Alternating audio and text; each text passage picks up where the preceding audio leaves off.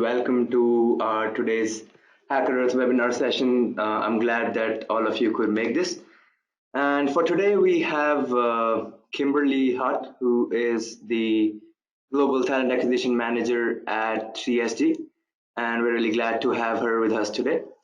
Before we start off, there are a few ground rules that we have. So the first thing is the session is being recorded, and we'll be sharing the recording of this session with all of you post we are done with the session within the first 24 hours after we end. So even if you miss out on something, don't worry about that. We'll be sending across the recording along with the slides.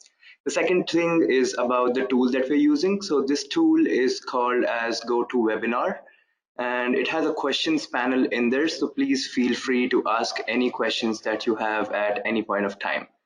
The third thing is pretty important for us. Please share your valuable feedback with us on social media about today's session. If you found it good, even if you did not find it good, we're pretty open to getting feedback from all our registrants and all our viewers. So please, it is a request, if you have any feedback about today's show, please do send it across using social media by tagging @Hackerearth. And you can also tag our speaker today, Kimberly, @Kimberly Haught on LinkedIn. So before we move on to Kimberly's session, I have a small presentation about what we are, what Hackerearth does, and how we can help you in hiring the right talent. So we believe that tech skills is one of the most valued global currencies all across the globe, and organizations are betting pretty big on this currency to drive innovation and growth. But the actual thing is that technical recruiting is pretty hard. It is pretty time consuming. It takes around 50 to 60 days to close a position, over 10,000 plus hours spent in screening with 6 rounds of assessments on an average. And the last point there, pretty staggering, which is the cost to hire, which is as high as $30,000 on an average. These are the few challenges that we've identified that recruiters globally face. The first one being assessing candidates quickly while saving costs. The second one being identify the candidates accurately. The people who join the job should actually have the skills to be able to cope up with your work culture as well as what is required out of them when it comes to the job. The third one is pretty important, that is understanding a candidate's expectation as well. You need to keep in mind what the candidate is expecting out of this job and also try to have a good career path for them at your organization. The last one is the battle with remote hiring. I guess every one of us is at home these days and we have been asked to work from home. So for recruiters, this is a big challenge. Many of you might be pretty new to hiring remotely, but don't worry, we have got you covered. This is how we at Hackerearth help companies to drive innovation as well as growth. We offer you 3 things. The first one being a developer assessment platform. The second one is a remote interviewing tool. And the third one being virtual hackathons as a managed service. So you can use either of these 3 options that we have. I'll quickly cover each one of them. So the first thing that we offer is our remote assessment tool. It is called Hackerearth Assessment. So these are the few features that the assessment tool has. You can assess candidates with over 500 skills and 35 plus programming languages. And not to forget to mention about the spoken languages that we cover as well. We have 7 spoken languages that the platform supports. The second one being pretty important, which is around proctoring settings, in which you have to get the right candidate, and you have to monitor that the candidate does not use any false means to give out the assessments and cannot get help from his friends, so that you have false negatives. The third one being a good feature that we have, which is you can automatically create tests by uploading a job description or by choosing a job role. So when you upload a job description, the platform magically has a look at the keywords that are available in the job description and creates a test with you with all the skills mentioned in the job description. The last one, pretty important for hiring managers, it's around the analytics. It's about the candidate performance. So the platform offers a pretty in-depth analysis of the candidate performance in all spectrums. The second thing is Hackerearth Face Code, which is for conducting remote interview tools. You can invite your candidate for an online session. You can see them code live. You can evaluate their code in live in front of them. And it's a good tool to have because you have to conduct your interviews, and having a remote interviewing tool is something that is pretty necessary considering current scenario. So you can invite your candidates, they can come up, you can watch them code live, you can talk to them, you can ask them questions, and you can evaluate them at that time itself. These are the few things why you would love using face code. You can save time and money, of course. So the second part being you can assess the candidate on 30 plus programming languages. The code editor is pretty robust. It is pretty the environment is pretty candidate friendly, and the hiring managers actually love it. It's not just one-on-one interviews. You can invite multiple panelists or multiple interviewers to interview a candidate. Then the real-time evaluation feature that we have, in which you can evaluate a candidate's performance in real time. And last but not the least, the candidate history. So you can have a look at the overall journey of a candidate from his assessment to his interview, how he performed in his assessment, what has been his plus points, what have been his negatives, and then talk about them in the interview process as well. This is for hackathons. So we support hackathons as well as a managed service. We have 4 million plus developer community already signed up at Hackerearth. Almost 110K ideas on the platform already. We've conducted over 1,500 hackathons. So hackathons can be either internally or externally, internally within your organization or externally to, maybe engage talent or build up your brand name. And not to mention, we have a tie-up with 450 plus global universities. So if you're looking to hire from universities or engage talent from universities, then these hackathons are a must for you. So with this, I come to the end. So this is a short summary of what Hackerearth does and how it can help you. The first thing being reducing your time to hire, delivering a great candidate experience, improving your quality of hires, and scaling your hiring among different roles. These are a few customers that we have on board with us who have been using our services, be it the assessment tool or hackathons. And if you're interested, please do reach out to us on our website, hackerearth.com, and find all these solutions there. With this, I come to the end of my presentation. Kim, can you hear us? Can you hear me now? Yeah, I can hear you, but we cannot see you for some reason. So I guess now we can. Now you can. Hi, good morning. Sorry about that. I'm having some technical difficulties today. How are you doing? I'm good. How about you? I'm doing well, thank you. Let me get my screen up here. Yes. So guys, once again, if you have any kind of questions, please feel free to ask them in the questions pad, and I'll be monitoring the questions, and I'll make sure that we have all the questions answered within this session itself. Okay. Can you see my screen? Yes, we can see your screen. Okay. Do you see the presentation or everything? No, we see everything. So you can maybe click on present. Perfect. Is that better? Yes, now much better. So I'll turn off my webcam because people are here to see you and listen to you. So I don't want to act as interference in between. So all the best, Kim. I hope all the audience that we have today has a great session. And over to you, Kim, now. Okay. Hi, everyone. My name is Kimberly Haught. I want to thank all of you for joining us today. I also want to thank Hackerearth for taking the time to reach out to me to talk to all of you a little bit more about personal branding to improve your recruitment efforts. So this is something that I am truly passionate about. I have directly seen it positively impact my ability to recruit, and want to share my story, my journey with you, and offer some tips on how you can use this to your advantage as well. So we're going to talk a little bit about branding, networking, social media, how you can use it to help grow your career. Your brand is ultimately your reputation, and it's free, it's available to everyone, and it's all on how you use it. So how do you apply that to your recruitment efforts? What benefits can you get out of that? Personally, it has helped me become more effective and more efficient at my job. I've been able to grow my career and approach recruitment in a whole different light.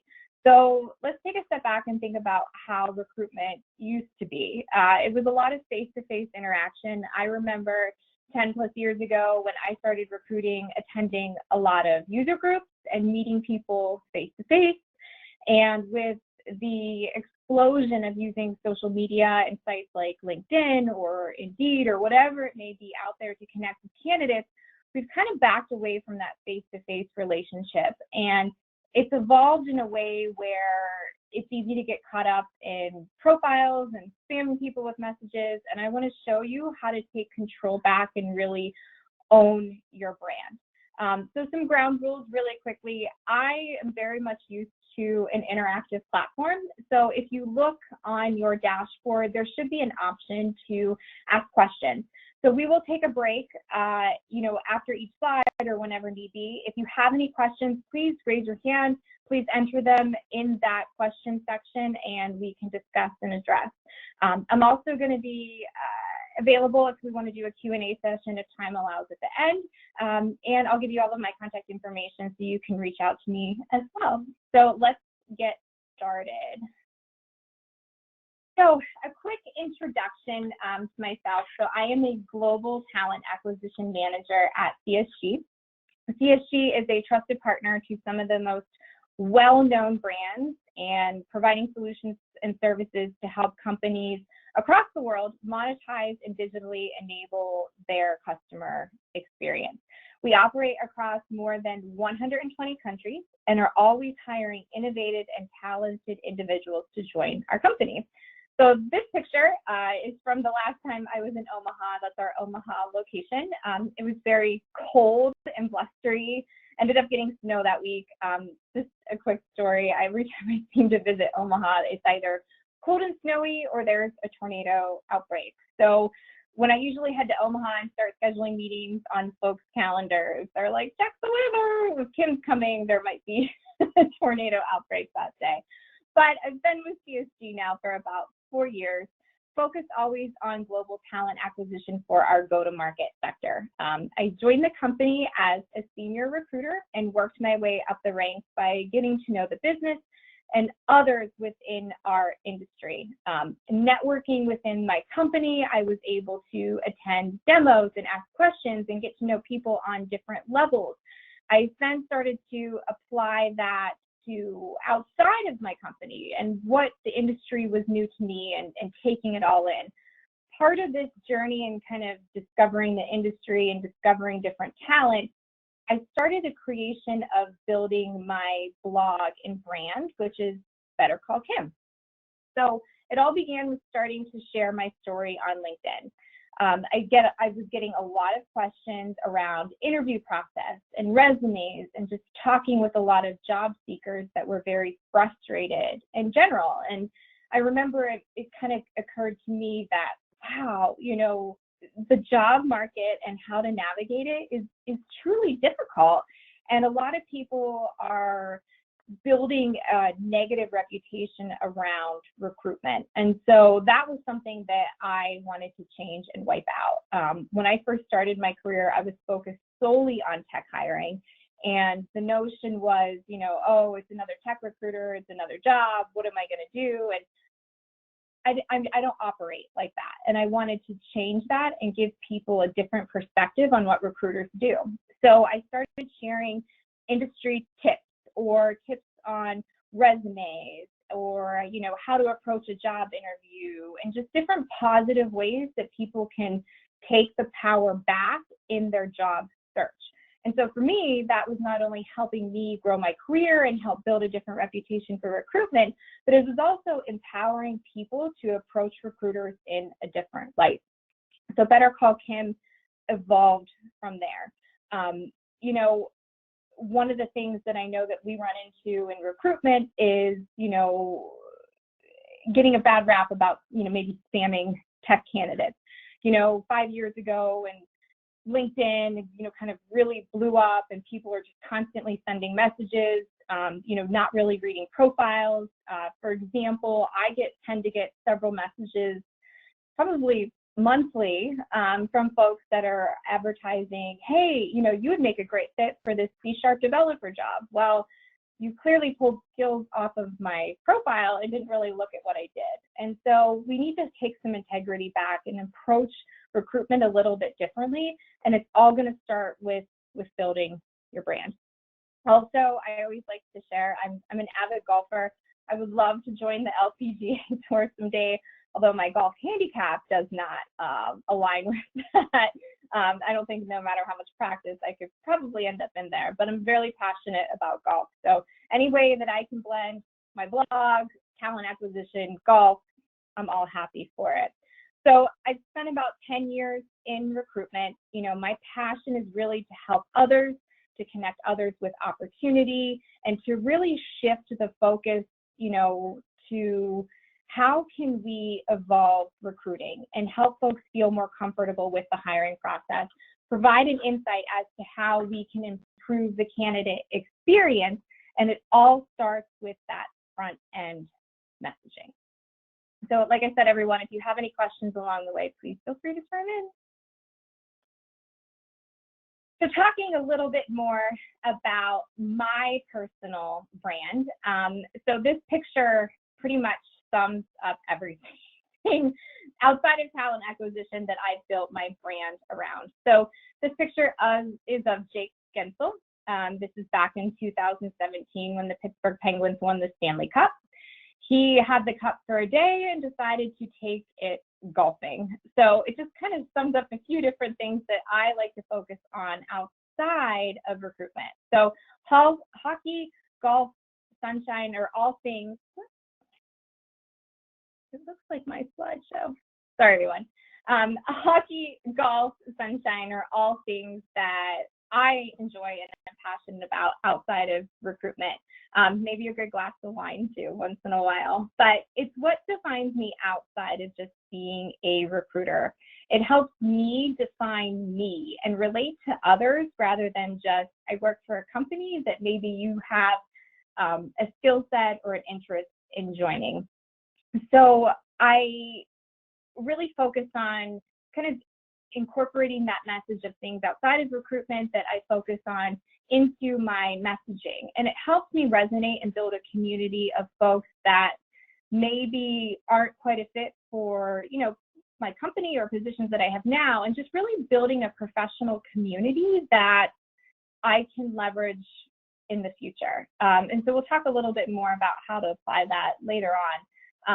But I get people reaching out to me all the time on LinkedIn or other areas that want to talk about, oh, hey, you know, I checked out this new golf course. Here's a picture of, you know, the green on number 11, thought you might enjoy it. Well, by them connecting me with with golf, maybe they know someone that's a fit for one of the jobs that I have. So it just kind of helps you put a different perspective on networking, and just don't limit your interactions to just jobs. So where do I find people that can help drive my passion forward? I built a community around that. LinkedIn obviously was a natural fit for me to get started, but starting that creation and overcoming that fear was something that took some time. You kind of just have to throw things to the wind and just own it. So I've been able to build a powerful personal brand that includes video content, articles, motivation and speaking events, and just messaging across a variety of social channels. The thing to remember is that building a personal brand is an evolution. You'll be learning all along the way, but it's taking that first step to get out of your comfort zone, to define it and own it and create content that will start you on this transition. I have failed many times along the way. You know, postings and different content may not resonate with everyone, but it definitely will resonate with someone. It's all about fine-tuning and finding out how can you connect with those people that will help you reach your goals. The most important thing to remember, and I'm sure I'll say this again throughout the presentation, is to always be authentic and be consistent. So what are the impacts that I've seen of taking the time to build a personal brand? I've been able to define who I am. I've been able to set goals, and networking has honestly helped me achieve things that I could never dream of. So how can this help you? Understand everyone has different roles, but everyone should have goals. If you don't have some, or if you can't shoot off 3 goals in your mind really quickly that you have with your professional career, you need to write them down and focus on them. Connecting, that personal and professional and internal and external networking within your company will help you develop a whole new approach to connecting with candidates rather than just sending a message and, hey, I have a job, let me know if you're interested. You'll kind of make that shift to becoming more of a talent magnet and focusing on building a strong, not only personal brand, but ultimately can help your employment brand as well.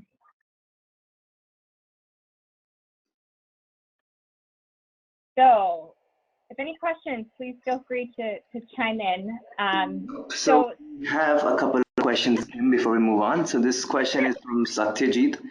And the question is, how do you decide your content and what type of focus do you have with your content? And also he has another question, that is, what are the top 3 social channels that you use to target your candidate audience apart from LinkedIn? Yep. Okay. So the first part was how to decide my content. Is that correct? Yes, that's correct. Okay. Perfect. So the big thing with content is you want to be targeted and you want to be focused, but you don't want to limit your audience, which is why I bring in different sports or different activities that I enjoy outside of just passion for talent acquisition. So a lot of my content, I'm constantly looking at the analytics behind what reach I'm getting on postings and kind of evolve it from there. But my consistency is around just motivating people. So it's really going to be an ongoing basis. And we'll talk about some options. There are some apps out there that can help you plan different content, but it's going to depend on the audience that you're working on. The biggest thing is going to be consistency. So if you're putting out one piece of content once a week, you're not going to build your network very quickly that day. And so that would be just kind of a high level step. And we'll talk a little bit more about content creation and kind of some barriers and how to overcome that as well. As far as the social channels that I focus on, the biggest response that I personally get being a recruiter is through LinkedIn. People still view it as obviously a professional network. I know that LinkedIn now is much different than it used to be in the past, but people are still using it to find jobs.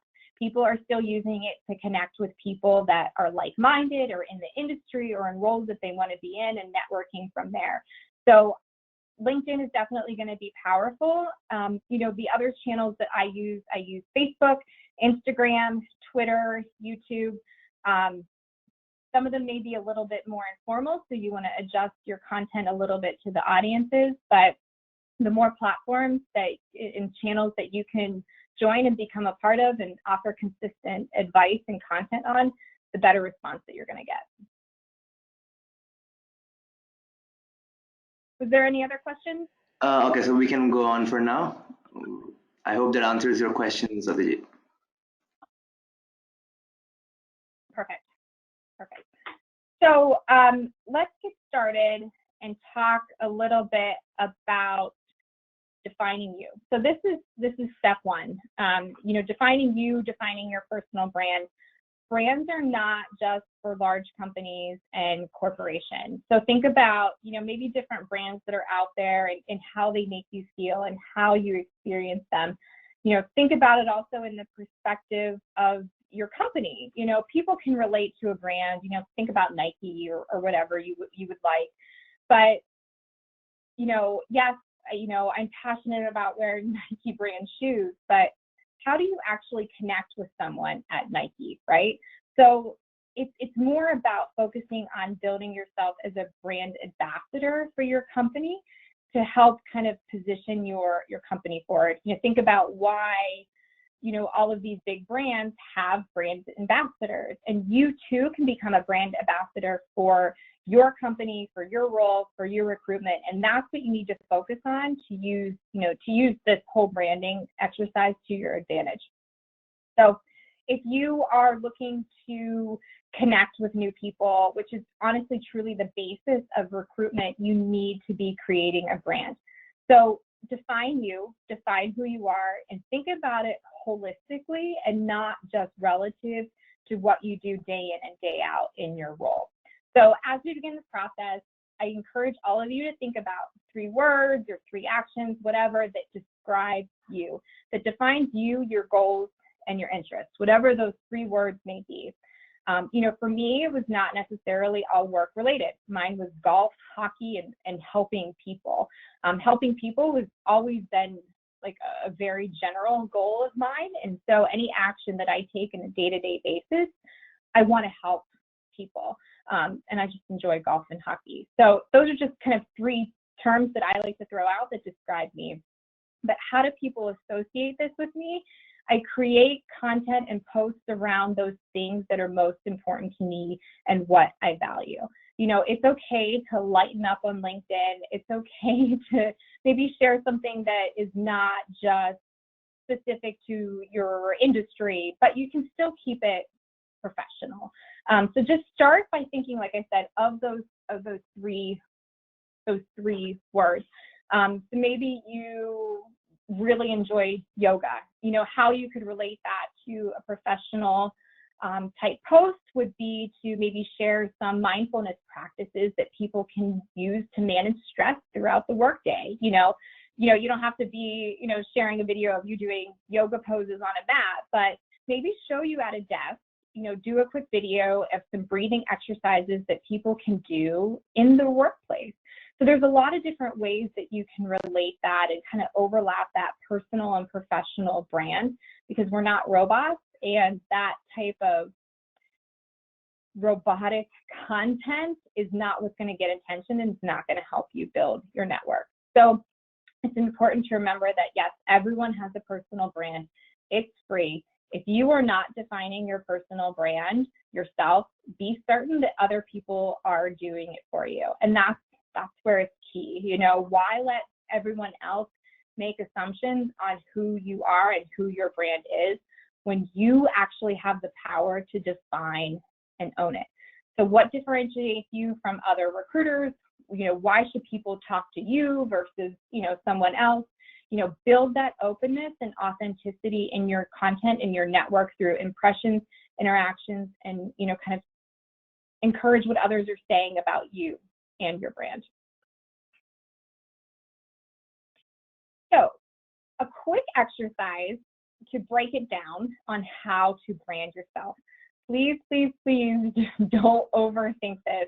There is not a one-size-fits-all. No answer is a wrong answer. The point is to start somewhere, and that is with identifying your goals and what you want out of branding and helping to ultimately network yourself. This will help you identify target audiences, what content's going to relate for them. You really can't define, or you really can't, start owning your brand and creating content unless you define it first. So this step is going to be critical in moving it forward. So you will help build authenticity this way. It'll enhance, effective collaboration within your network. Just a really great, simple exercise. And this is something that I like to do, honestly, on an ongoing basis. So when I first started my blog and started evolving, I focused on this, but definitely take inventory and keep evolving it. So this is something good to reference. So step 1, define your goals, personal and professional. Write them down, visualize. As the old saying goes, you need to see it to achieve it. Take that definition to the next level. Write it down, have a vision board, put them somewhere you see often. Something I like to do is I have a bulletin board. It's actually not in my office, it's in my house, because it's somewhere that I walk by a little bit more frequently, where I have index cards and I just put my goals up there. I can take them down, I can change them, I can move them around very easily, but they're somewhere that I see often as a constant reminder of this is what I want to achieve. So step 2, your values and passion. Take inventory, be authentic. Your goals should be aligned with your values and passion. Remember, that exercise where you wrote down those 3 things. If it's, people are defining you, and one of those things that you can do that I had someone actually recommend to me is ask your community, ask your network, well, what 3 things define me? And see if what people are telling you aligns to what you feel defines you. When I did that exercise, it was all over the place. I mean, there were people that said things that definitely resonated with me and what I define myself as, but there was just so many random things that I realized that I needed to simplify and focus. One thing that I'm really driven by is, having ownership and achieving my goals. And if you're not aligning it and taking that step to align with your values and passion, are you really achieving what you're set out to achieve? Leading into that motivation step, one of my favorite questions to ask during an interview process is what really drives and motivates someone in their career. And I get a lot of people that stumble over that, which is kind of surprising because, I feel like if you have goals, if you want to achieve them and you don't know where you're going to get there, if you're not understanding what really is going to motivate you, how are you ultimately going to achieve them? So something that you really want to do, an important step, is building that focus on your values and passion. So step 3, leading into motivation, it's great to have goals, it's great to know who you are, but what's going to drive you towards success? What's going to ignite your spark? Motivation for me comes from how I can help and impact others and understand different points of view on how I can get better at my role and get better, honestly, as being a person. So one of the stories that I shared on LinkedIn that resonated a lot was of how I helped my family business about 20 years ago build a website. So I am not a tech-savvy person by any means, but I spent many, many hours, downloaded Dreamweaver, learned some HTML to help build a website for our family business at the time to drive revenue. And I just remember being done and just feeling so proud of what I'd accomplished and that spark to create something incredible. And so that's something that really resonated on social media is I think sometimes people get lost in what really is going to spark and motivate you. And if you don't have that motivation, things will just stop right there. So the final step, after you've defined your goals, you understand what your values and passion and what's going to motivate you to get there, is to own it, to run with it, know your story, have a point of view, and connect. Seek out others that can help you achieve your goals, start learning new things about your industry and your approach, find those influencers who can help share and collaborate new ideas with you. If you don't find anyone, start a group yourself to share those ideas. The engagement piece is where the true action and ownership of your brand begins. The important thing is to always keep moving forward. So a little bit more about framing yourself. I'm not sure if any questions have come in. No? So yeah, we have one question. Okay. So we'll take it up right now. So it's about how do you handle the negativity on social media when it comes to building your brand? So this question is from Amy. Okay, negativity, yes. I get a lot of negativity. I get a lot of people that are posting comments that are negative. I get direct messages. I get people that say things that honestly shock me. And I know when I first started getting negative comments and interactions coming in, it was very disheartening. And I had gotten to the point where I'm like, you know what? I'm just going to give up. I'm just going to walk away. I'm going to be done with this. I don't need this in my life. But as I started talking to other people that have already gone through this branding journey or are influencers and have a following out there in their community, it really brought something to light that I want to help others. And I can't let a small group of folks that have negative things to say to bring me down and prevent me from helping at least one person. So that's where I kind of focus on a mindset shift where, you know what, if you have something negative to say, I'm sorry, I'm doing the best that I can, and my goal is to help people. So I just kind of approached it in a different light. Sometimes I will challenge a negative thought in a way that maybe I do need to do something differently, or maybe I can take some constructive feedback, but it's all about that mindset shift where you can't let it bother you. You need to focus on your goals and continue to help others. And as long as you are being authentic in that, then that negativity doesn't matter. Okay, I hope that answers your question, Amy. One more question before we move on. So this is okay. So you have a lot of followers on LinkedIn, on YouTube, on different social media channels. So how do you manage all the messages, emails, inquiries, and requests for your assistance on job searches, resumes, or any kind of help that they might need? Yeah, so it's not easy. I have a full-time job. Obviously owning my brand and all of that stuff is extra work on top of what I do.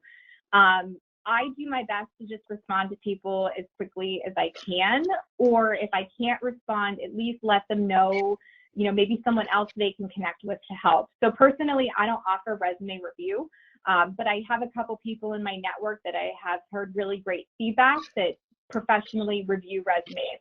So I'll share their information or just make those connections and move on. Sometimes it's not easy. Sometimes the messaging that I get is just, I probably have hundreds of messages in my LinkedIn inbox that just say hi. And so you have to kind of pick and choose, so, those that you can really engage with and what the valued content is going to be.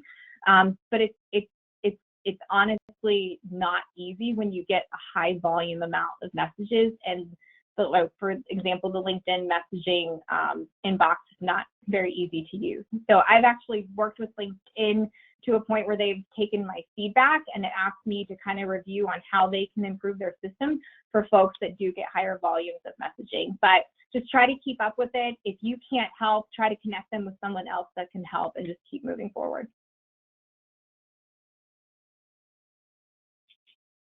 Okay, so let's move on. So now that you've defined your brand, how do you apply this? And so people often, reach out to me and are like, hey, well, how do we get started? I know who I am, but, where can I really apply this? And so like one of the questions we had earlier is, what platforms, recruiters, LinkedIn definitely is a really great platform to build your community and focus on your goals. But you want to find places where you can also engage with other thought leaders in your industry. So whether it's an in-person networking event or a user group or some sort of board that maybe is relative to what you do, it can help set you apart and help enhance your credibility within the markets you support. So don't limit yourself to where you apply your brand. It's just about applying it consistently. So I want to talk a little bit more about the common barriers, because one of the most often questions that I receive is, well, how do I get started? Where do I start? I'm afraid to start. How did you overcome that? And, it's something that you need to remember, that we need failure to grow. It's how we learn, and it's all in your mindset. What if I say something embarrassing, or what if people don't like my content? Like I said, your content may not resonate with everyone, but it will resonate with someone. So just throw it to the wind. Get over that fear of rejection and judgment. I love this quote, that the greatest barrier to success is the fear of failure. And that is so true across every aspect of your life. The content creation piece, I know we had this question earlier. Well, what do I even say? Don't overthink it. That was something that I definitely did at first. The biggest thing is you just want to put something out there that's going to start a conversation, that's going to engage with your audience. When I first started creating video content, for example, my videos were way too long. They included way too much information. I was able to track trends and see that people were not actually listening to my video in its entirety. So my point at 3 minutes into the video may have been the best point that they could have taken away, but the fact that I had too much information at the beginning that was getting lost in translation. So think about, how we get information. We Google it, we get a quick answer. We're scrolling through social media. Are we actually taking the time always to read lengthy articles? No. So simplify it. And that was, I think, the biggest content shift that I had that impacted my following was that I simplified. I focused on one short point that people could take and also build conversation upon. I have written articles that were much lengthier, so I am kind of putting a variety out there, but the content that gets the most views and the most engagement is stuff that is simple. There are apps out there, like I had said, that you can build out more detailed engagement plans. Planly is one of them. Or, you don't even really have to have a plan at all at first. You can just wing it. Just get something out there, evolve it, work what's going to be best for you. But the important thing, like I said, is to be authentic and be consistent. So, one of the other barriers is that it's something new. Well, how do I position it? Well, what do I do to engage? Everyone has to start somewhere and think about that. And one of my favorite quotes is from Wayne Gretzky, is that you miss 100% of the shots that you don't take. If you don't start somewhere, you will never know what you're capable of. If anyone has any tips as well, we can always share them, shout them out along, or any questions on any barriers you have, I can help share maybe from my experience or other folks that I've talked to that have gone through this journey as well. Overall, I just want to make sure we're going back to the basics of networking, both online and in person. And, you are going to get that negativity. You are going to get folks that maybe your content doesn't resonate with, but it all boils down to respect. Respect for the content you're putting out, respect for your community. And like I said, if it's not going to serve someone, then they can just move on.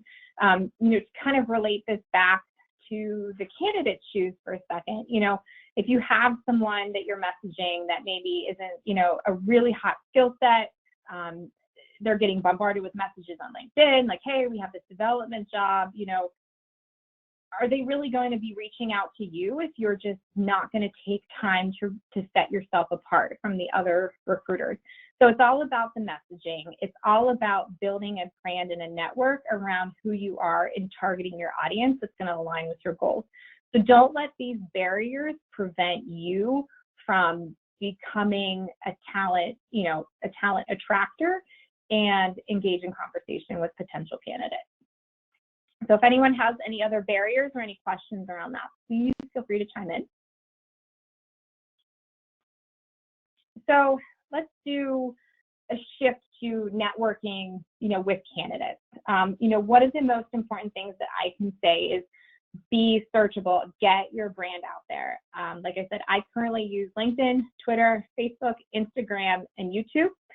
Some content is similar across. I do try to change it up a bit to interact with different audiences on different channels. And that's honestly one of my goals, is to kind of build out more of a targeted plan for Twitter versus LinkedIn versus YouTube. But time constraints kind of get in the way sometimes. But the biggest thing is to be consistent across all of those channels. Another great way to network with candidates and showcase your brand is through user groups and meetups. One of the things, like I said, is focus on connecting with people that are in the industry or the area that you're trying to target. You may connect with someone that works in marketing in the industry that you support, but who's to say that they don't ultimately know someone that could fill one of the project management jobs that you have out there. So networking and building that spider web across a variety of areas, particularly focused on your industry, can help. That's something that can help you also gain, that credibility, like I said. One of the other things too is identify role models and influencers that share your mindset. Follow their journey, take what you need, and see if there are different areas that can help you also, kind of evolve your brand. The biggest thing with putting out content across any platform is engagement. If you do not, comment or provide content that provokes thought and people to to provide, comments or thoughts back, it's going to stall. So sometimes people think of engagement as, oh, okay, I'll just hit a like and move on, or, oh, I'll just hit a share and move on. If people are asking questions or people are answering, details that you have in your content, engage with that. And that is what is going to push and build your network and get your information to the top. So that is, I think, one of the most important things in building your brand, owning it, putting that content out there. If you don't take that engagement step, it will stall. Just some little more thoughts on that. So if anyone has any questions. Okay, Kim. So we have a lot of questions actually. So I guess Okay. it would be better if we take them all together at once at the end. Okay, sure, we can do that. Sure. So we'll breeze right through this a little bit more because we're almost finished up, so we can take time for questions. As well as networking with candidates out in the community or online or whatever it may be, don't forget to network within your own company. Branding doesn't always have to be an independent journey. Talk to your colleagues, talk to folks that maybe, you want to get involved with, and maybe donate some expertise and be a conversation starter.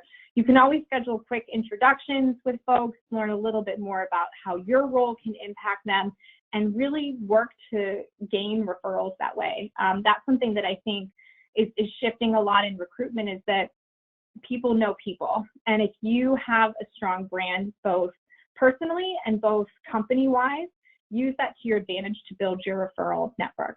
So don't forget about networking, within your own company. So the final step is understand the why. So why are we doing this? Why are we applying it? Why are we moving it forward? So a couple quick things, and benefits that I've seen. I'm sure there's much more to this as well. Stand out in your network. Live your truth both in person and in your online presence. Build your brand, build your reputation, and own it. Standing out will help set you to the top. Career growth is obviously important as well. It will help you become better at your craft. You can mentor others to do the same. Think about branding, as more marketing rather than sales, when you're reaching out to candidates. You feel positive about the work that you do. Honestly, you will feel good about what you do if you build a brand that is authentic. You don't have to create any sort of fake facade. You live your values every single day, and you'll get farther because you believe in yourself and have that authenticity to what you do. Plus, honestly, it's fun to connect with new people. Like I said, I connect with people that maybe are in my industry or are interested in things that I'm interested in as well, that I can get referrals from. So always kind of be open to who you're talking to, and don't limit your audience just because you're focused in one specific area, because you never know how that network can grow and build. So I always like to end any personal branding information that I put out there with one of my favorite quotes from Gary Vaynerchuk. This quote sums it up. I mean, this is why getting ahead of your personal brand now is so important. It will set you apart. It is what allows you to connect with candidates on a deeper level rather than, hey, I have this job. And it's not so much opportunistic in connecting with them, but building a network for the future. And defining and owning your brand now, you have to do it before someone else does it for you. And that's the best advice that I can give around that personal branding. So I'll leave that quote up from Gary if you want to jump into the question. Okay, so we'll give you a breather. You have been speaking for almost the last 40 minutes or so, so I would like to give you a break in between. So people, if you have any kind of questions, please keep them coming. In the meantime, we have a small poll that we run for the feedback from you guys. So please, you can rate today's session on a scale of 1 to 5. It would be great. It helps us out to plan future sessions as well. It also gives us a positive boost that we should go on having these webinars more often. Perfect. So thank you so much everyone for voting this. Also, one more poll that we have is about Hackerearth services. So if you are interested in a demo of our services, so we have 3 services. The first one being an assessment platform, the second one being a remote interviewing tool, and the third one being a tool to help you conduct virtual hackathons. So if you're interested in any one of them, please, you can say yes to this and my team will reach out to you very soon. Perfect. So we'll be closing out the polls now and on to the questions next. And we'll start off with the first question that came in. Okay, so Annette has a question, and the question is, Kim, that how do you focus on your audience when you recruit for a wide variety of roles at different levels of seniority? So that is something that I do day in and day out, and my team does as well. That's when you want to focus on the industry. So let's say you're hiring for healthcare. Connecting with other folks in the healthcare industry at a variety of levels is something that you can use to your advantage. You can also start getting involved in different user groups or different events that focus on bringing people together that work within that same industry. So for example, with CSG, telecommunications is huge, software solutions is huge. So connecting with other folks that are in similar roles or have worked in telecommunications or put out maybe content online, and just kind of building your network from there. So if it's a variety of roles, kind of starting with that industry first and what that commonality is going to be should be your first focus. Perfect. So I hope that answers your question, Annette. And in the meantime, there's one announcement for all of you. So I hope you enjoyed today's session with Kim. She is coming back again on the 7th of May for our virtual panel discussion on remote hiring. So if you have any questions around remote hiring whatsoever, we have 6 panel members who will be there with us to answer all your queries around remote hiring.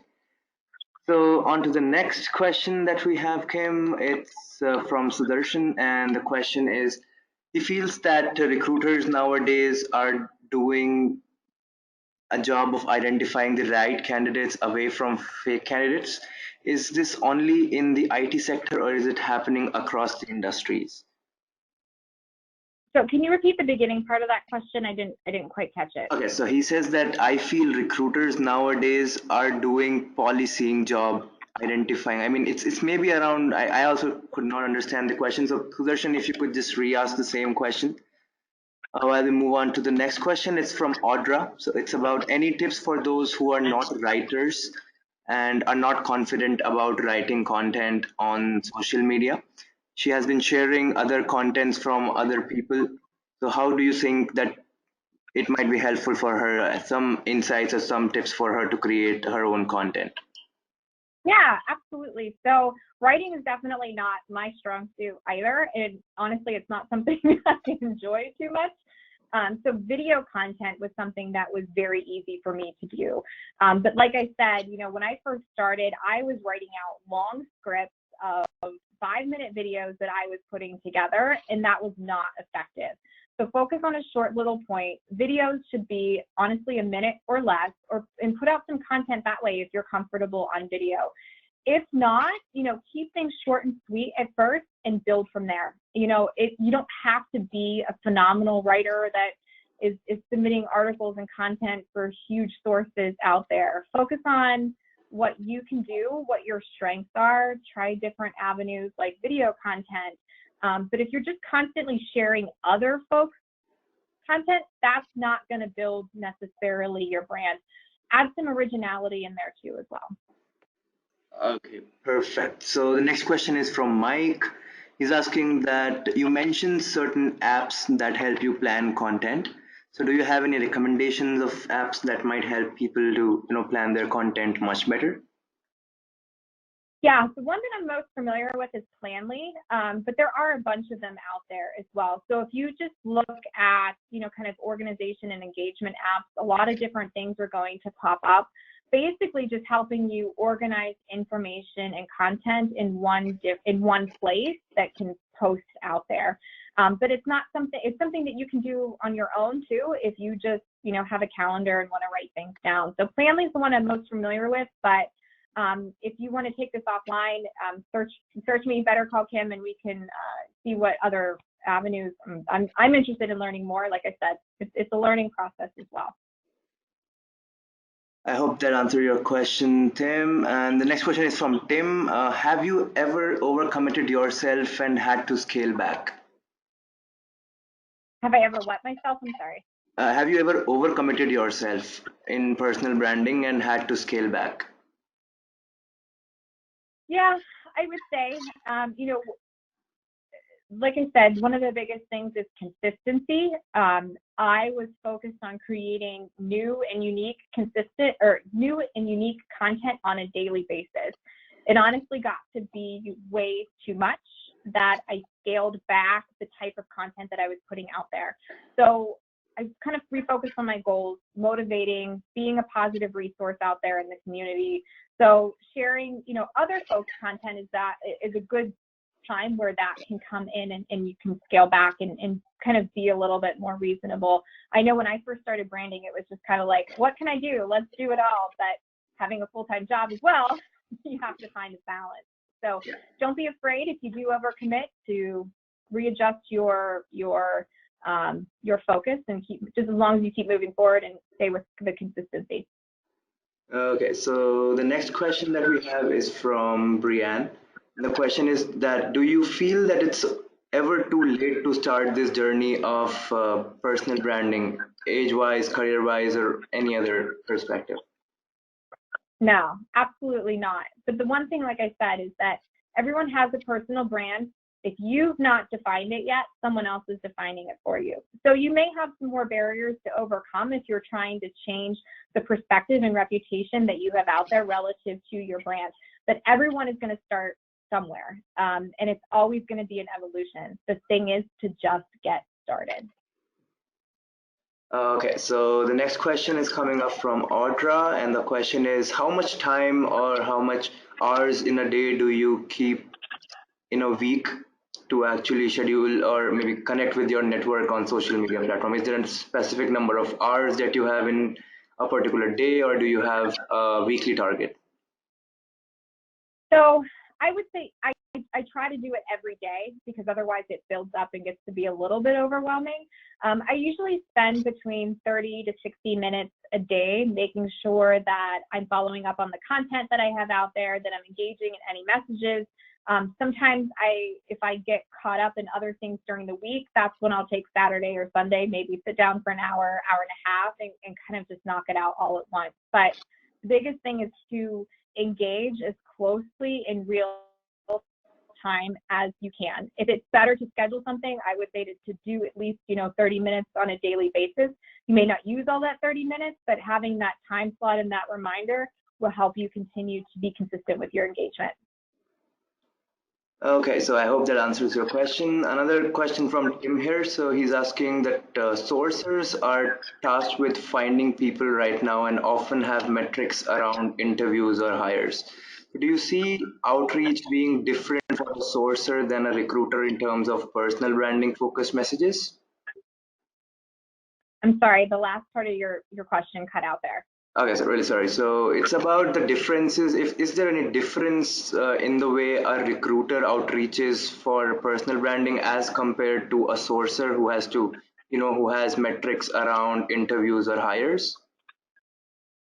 Yeah, so that's something that is difficult. And I think having too strong of metrics on the number of candidates you need to reach to build a funnel can sometimes create a problem where we've had in the past where recruiters are just sending out messages just to meet numbers rather than looking at quality over quantity. And that's something that TA leadership needs to focus on, that there are other avenues and ways rather than you need to send 500 LinkedIn messages this month. I don't care who you send them to, just send messages. And so it does take time to build that network and that community around your brand. So don't forget that aspect.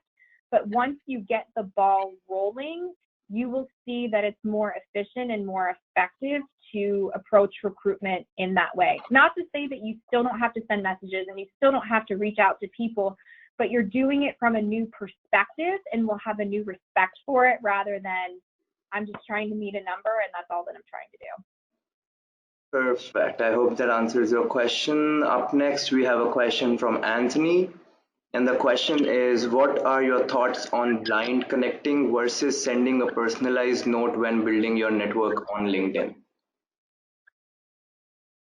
So if you have a true unique message to send, you can attach it. I think LinkedIn definitely is an area where people are blind connecting, but they're doing it, as long as you're doing it in a way that's thoughtful, that you're not just connecting with someone and not looking to engage with the type of industry they work in or the type of company they work for or anything like that. Honestly, I mean, I know I can't connect anyone with anyone further on LinkedIn because I'm maxed out. But when I was starting to get tons of messages in, as soon as I hit that confirm button to accept that connection, that message just kind of gets flooded into my inbox and I never see it again. So if someone, it's kind of a difficult scenario because you never know if someone's actually going to read that message. And if you put too much thought into it and they don't see it anyways, what's the point? I think this kind of talks about some of the limits and challenges that we have with LinkedIn. If you do have a note and you do have a really important point to make, just keep it short and sweet. That's my best advice.